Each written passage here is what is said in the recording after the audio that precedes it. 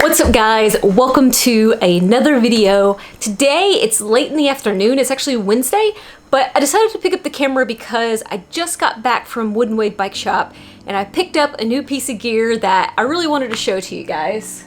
The Garmin Varia RTL510.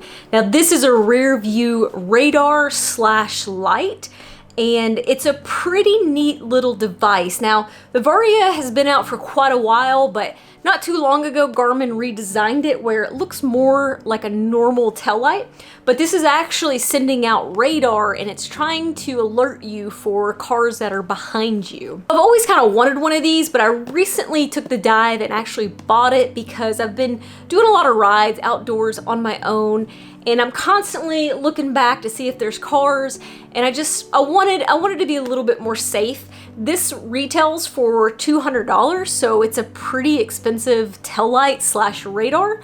You know, you could probably get some really good tail lights for 50 to 60 bucks, so you're definitely investing in the radar technology with this. It is visible from 1 mile away, 220-degree visibility. The battery is for about 15 hours, and it has a kind of like a day flash where if you're riding in the day to make you visible during the day. It detects and provides alerts for vehicles up to 140 meters away. Let's open it up and see what's inside. So there's a big ol' instruction manual, some mounting brackets for your bike, USB, and then the light itself. So that's about how big it is. If you want to compare it to my face. It looks like it actually uses the standard Garmin mount. The normal twist lock is how it goes on. And that is extremely sturdy. So, you know, you put this on your bike and you're not gonna have too many problems. Oh God. Now what we need to do is actually pair it. I have my Garmin 820 here. By the way, I feel like the 820 is the worst Garmin ever made. So on my 820, there's actually a sensor called radar.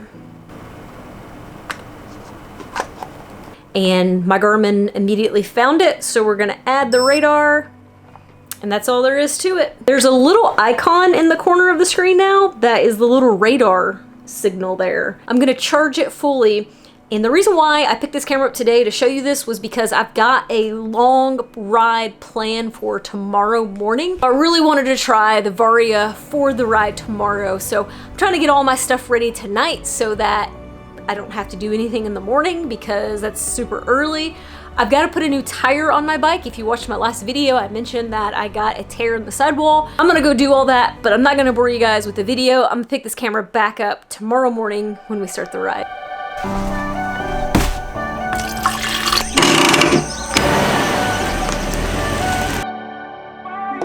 Touch my skin and lift your mark. Good morning guys, and if you're in the United States, happy 4th of July, happy Independence Day. Basically every year for the last 5 years I've woke up and done this ride. It's called Bike Across Mayfield. We go to a town that's about an hour away from where I live and we do a 60-mile route. Well, last year when we were training for Leadville, I didn't really want to drive an hour to go and ride 60 miles, and I wanted to ride more. So we planned to ride from Paducah, which is only about 25 minutes from my house, from Paducah to Mayfield, do the 60-mile route and come back, which makes 108 miles total. Last year when I did this ride, like, I felt so strong. It was a really good ride for me. I probably had done 4 or 5 centuries. One was another 108 mile, one was a 120 mile route, and then this ride. So I was really trained. I was really ready to do this ride. This year I've done 0 centuries, and the longest road ride I've done has been 80 miles. Now this year I've done quite a few longer mountain bike rides, which, as you know, a lot of those have been 6 hours, and 6 hours on a mountain bike is pretty exhausting. So hopefully I'll be okay for today. The bike is ready to go. Got the fresh tire on there, got my Varia set up. I'm ready to roll. We're gonna have a good group today, and hopefully just overall, like, it's a great day. Like, to me, this is how I celebrate the 4th. I'm gonna go ahead and get ready to get this ride rolling. Like I said, it's gonna be a great day today. What's up, guys, and welcome to a little bit of commentary for today's ride. I thought instead of just playing music over these GoPro clips like I would have done in the past, that I could actually give you guys some tips that I have used in the past to get me through these long rides. So the first thing that I always recommend to do if you're interested in doing a long ride, longer than what you've ever ridden before, is to just start somewhere, wherever your starting point is, and then if you've got the time before this long ride or if it's an event, to just slowly increase your mileage. So if maybe this weekend you've ridden 40 miles, the next weekend try to ride like 60 miles. And that way your body kind of starts to build up the endurance that it needs. And mostly, like for me, it's about building up that time on the bike in that position, getting my body used to being in that position for a long period of time. And that's usually how it is when my like aerobic endurance is good. It's just my body fatigues, like my shoulders and my arms and sometimes my back. So as I increase my mileage, my body gets more used to being in that position over time. So that's one thing that you can do in order to help get ready for a longer ride. To talk about this ride really quick, we had about 24 miles to Mayfield, which Bryce did a single pull all the way to Mayfield, so that's why you see him riding in the front on all these clips. And then when we got to Mayfield, we had a 60-mile route, and I started pulling in the beginning. However, a really strong guy came around me, and he's like, "Hey, I'm gonna pull," which I'm totally fine with. But the next tip that I have for you is if you're looking to do a long ride, is you need to consider your pace. So the reason why I bring that up in this guy who was pulling is that he was pulling at a faster pace than what I probably would have wanted for the 60-mile route. I think we were doing somewhere between 24 and 26. And I was just, I knew that wasn't something that I could sustain, knowing that when we finished the 60 miles, I still had 24 miles to go to get back, and it was going to be even hotter. So that's something to consider, is don't get caught up in the groups, because that could destroy your ride. That could just totally crush you and you just blow up way earlier because you try to go with a faster group. So it's really good to know your pace. So what ended up happening is that I sat behind him for maybe the first 10 miles, and I knew that was too fast. But a lot of times, especially at the start of these things, people try to ride a lot faster than what they're going to ride the entire ride. So it's just kind of like, hey, just hang on, and the group will slow down a bit. I was setting second position still, so I actually, in a turn, I pulled out, and I kind of let the people behind me know, like, hey, close the gap. I didn't want to do it unexpectedly. Sometimes that's kind of rude. If you pull out, you leave a gap that the person behind you has to close. So I pulled out and got further back in the line, so I wasn't taking as much wind on, and it wasn't requiring as much power, as much watts for me to ride in this group. It made it a little bit easier for me. So that's something to consider too, is if you are riding in a group that's faster and maybe you're hoping it's going to slow down, don't be at the front. Now, to talk about pulling just a little bit, you do want to take your turn in the group if you can. You don't want to be dead weight to the group. Unless you're riding with a bunch of really close friends and they're okay with it, then you can be dead weight. But if you're riding with people you don't know, you do need to try to take your turn at the front.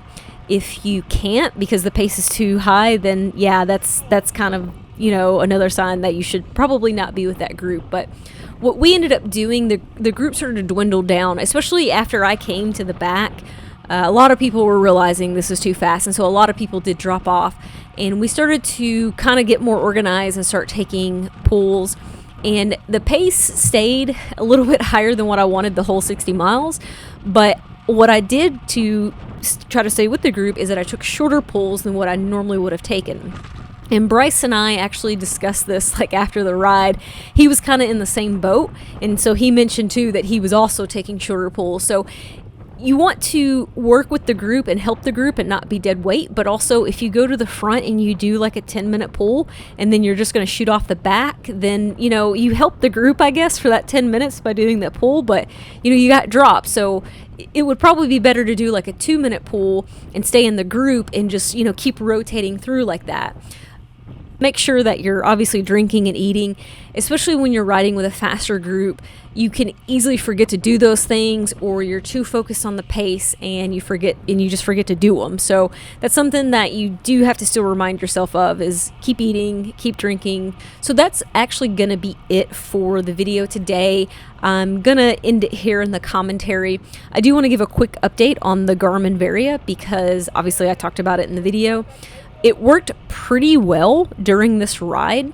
It did detect some of the other riders in the group though, but you kind of learn how it's like when it's doing that, because that radar on the top right of the Garmin, it has a dot, and the dot kind of gets closer to the top dot, which is you. So when it would detect a rider, that dot would just pop up and immediately be a lot closer to you, and you pretty much knew it wasn't a car because a car didn't just appear out of nowhere. Usually that happened in the group when we would kind of shift a little bit, or if we did a turn and someone kind of lagged a little bit in the turn. That's usually when I saw that.